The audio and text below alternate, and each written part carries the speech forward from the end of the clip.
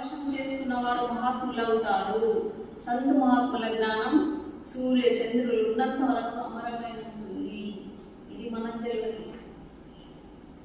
కానీ తన తపశక్తి ద్వారానే తన భక్తులలో ప్రసరింపజేసి తన కార్యాలను తను నిర్వహించదు. ఏ సేవ చేయి అది బాబా శక్తితో అవుతుంది.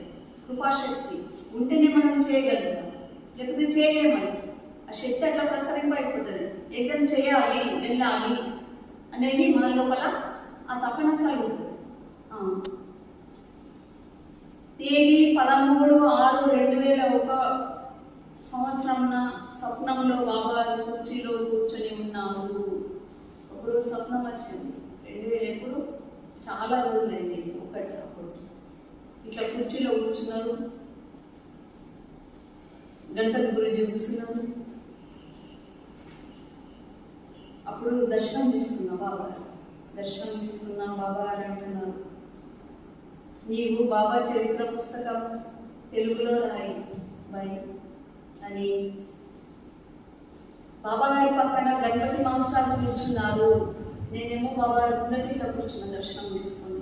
బాబా ఒక ఎర్రటి వస్త్రం నుండి ఇట్లా సేమ్ ఇదే ఈ రెడ్, ఇది ఆరెంజ్ కదా, రెడ్ ఎర్రటి వస్త్రంలో ఒక బుక్ తీసి ఇట్లా నా చేతికిచ్చింది. ఇట్లా చేతికిచ్చి తెలుగులో రాయమని చెప్తున్నాను. అంతే స్వప్నంలో. అదే మాట ఎప్పుడు నిజమైందంటే 9 తేదీ 7వ నెల 2017వ సంవత్సరంలో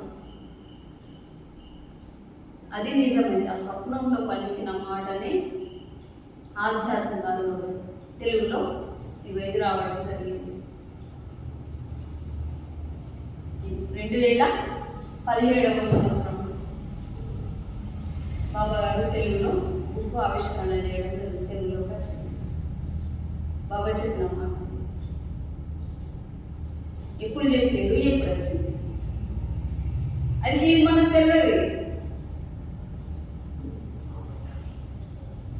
ఏ రోజంటే ఆధ్యాత్మిక అరుణోదయ జీవన జాగృతి తెలుగు గ్రంథం గురు పూర్ణిమ తేదీ 9/7/2017వ సంవత్సరం రోజున బాబా తన జీవిత చరిత్ర గ్రంథంలో ఆవిష్కరించిన శుభదినము గురు పౌర్ణమి.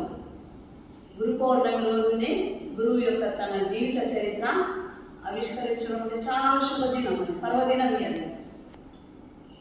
ఆ రోజు గురు పౌర్ణిమ ఎంతో ఆనందదాయకమైన